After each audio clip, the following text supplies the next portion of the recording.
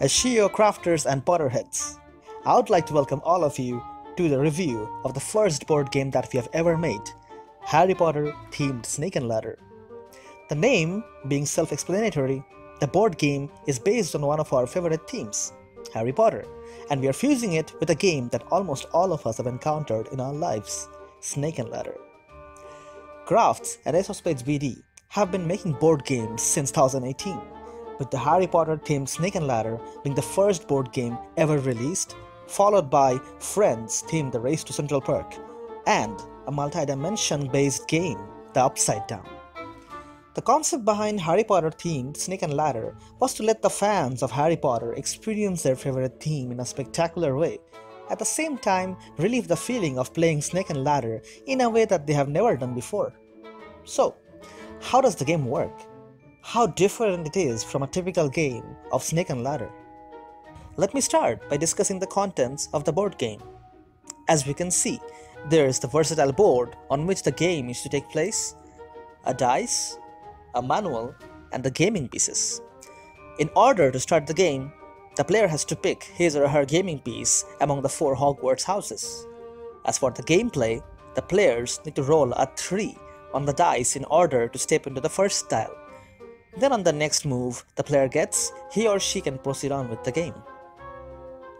Now, if we take a look at the board, perhaps the first thing that might get your attention is that snakes and ladders that are not always literally there all the time.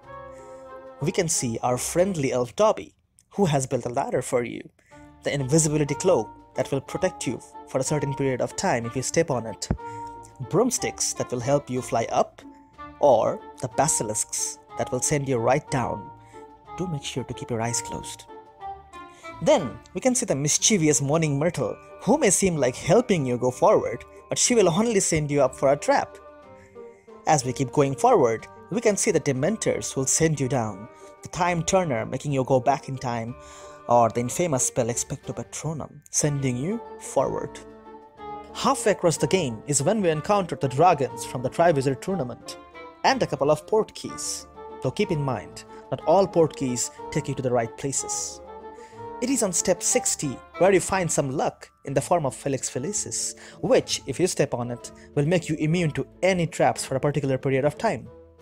Then comes the Dark Time, with the return of the Dark Lord, whose name we must not speak of. Him and the Death Eaters will keep making sure that you do not manage to go up. But help will always be provided to those who deserve it. Be it Snape, Sirius, or Dumbledore, they'll keep assisting you to defeat the Dark Lord. Against all odds, go past all the traps, cross all the Horcruxes that lies on your way, and step onto 100, and you have done it. The Dark Lord is defeated. As we can see, the whole game is divided into sections, each of which is inspired from the 7 books of Harry Potter. Unlike the Snake and Ladder we have been used to playing, there are no big fall or jump through a larger snake or ladder so that the player can experience the whole journey.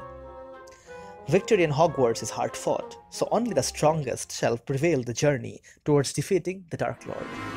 To get the full blast of the game, at least 3 or 4 players must participate. So pick your favorite house and crack on. And that's it.